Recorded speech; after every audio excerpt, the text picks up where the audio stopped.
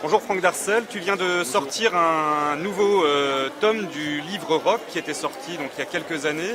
C'est le tome 2 qui retrace l'histoire du rock en Bretagne de 1990 à 2013. Ouais. Peux-tu nous expliquer la genèse de ce projet? Le projet remonte à loin en fait. Moi j'ai pris connaissance avec le monde du beau livre, avec Yann Rivalin, qui était rédacteur en chef d'Armen à l'époque. On a fait les 111 Bretons des temps modernes en 2008, un livre aux éditions Armen, et on a trouvé, enfin moi j'étais romancier au départ, j'ai trouvé que le travail comme ça collectif, et en plus sur la Bretagne, était quelque chose d'extrêmement intéressant. Et puis avec quelques participants à ce projet 111 Bretons des temps modernes, on s'est dit pourquoi pas aborder l'histoire du rock en Bretagne. Donc ça a paru une bonne idée, à la fois complexe, un peu monumentale. Et en fait, ce qui a aidé, c'est qu'il y avait déjà eu un livre sur le rock à Nantes écrit par Laurent Charliot et un livre sur le rock à Brest écrit par Olivier Pollard.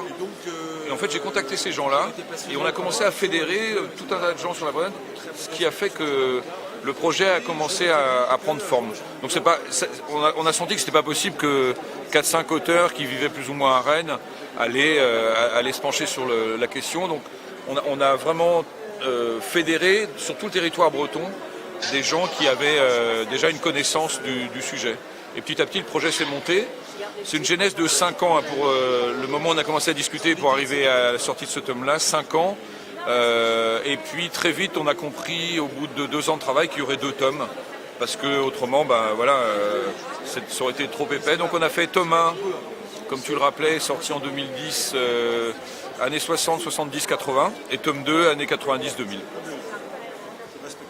Et tu parles du coup de rock en Bretagne. Est-ce qu'on peut dire qu'il existe une couleur du rock en Bretagne par rapport à d'autres types de rock, ou alors c'est vraiment un critère géographique sans qu'il y ait un style breton en termes de rock?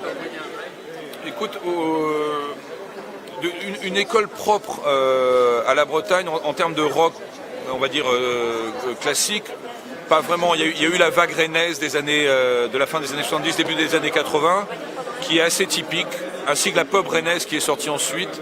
Il y a une chanson rock brestoise typique, il y a une chanson rock nantaise typique, mais un son breton dans le rock, si on ne va pas vers les fusions avec le traditionnel, où là il y a quelque chose de particulier, dans le rock lui-même, le critère est plus géographique finalement, oui.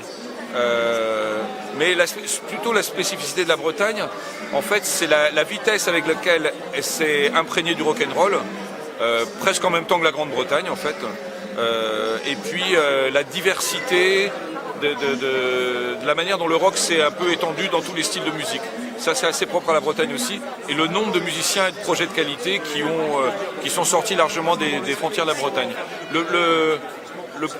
Le point commun, c'est plutôt ça, ce creuset, ce bouillonnement, plutôt que de dire il y a un rock breton spécifique, sur lequel je ne crois pas complètement en fait. À part, il y a le son des villes, mais il n'y a pas le son de la région.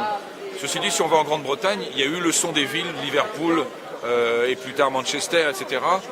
Et oui, on peut parler d'un rock anglais, mais c'est tellement aussi tellement diffus que en réalité, dans le rock'n'roll, ce sont les villes qui impriment un son particulier plus que des pays.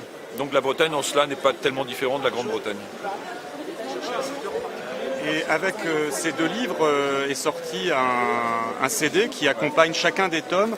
Et dans ces CD, on peut entendre des styles de rock totalement différents. Est-ce que ça a été facile pour les auteurs de faire le lien entre ces différents styles de musique qui partent du rock très 60s jusqu'au hard rock de nos jours? En fait, ce sont les Brestois de l'aventure qui ont décidé de faire la compile du premier tome. Et là, ils ont mélangé tous les styles. C'est-à-dire qu'ils ont vraiment fait un disque qui collait avec le tome 1. Il y avait beaucoup moins de production à l'époque, sur ces années-là. Sortir un vinyle dans les années 60-70, c'était très compliqué. Donc le tome 1 suit assez fidèlement l'évolution du livre. Enfin, la compilation suit le livre.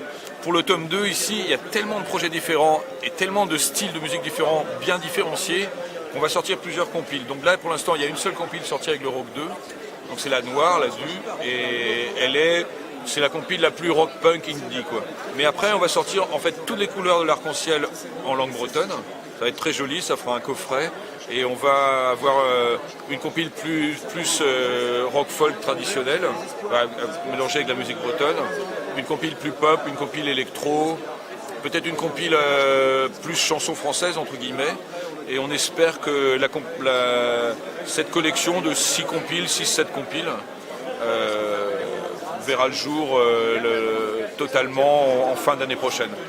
Voilà. Mais pour l'instant, il n'y en a qu'une de sortie. Pas de quoi.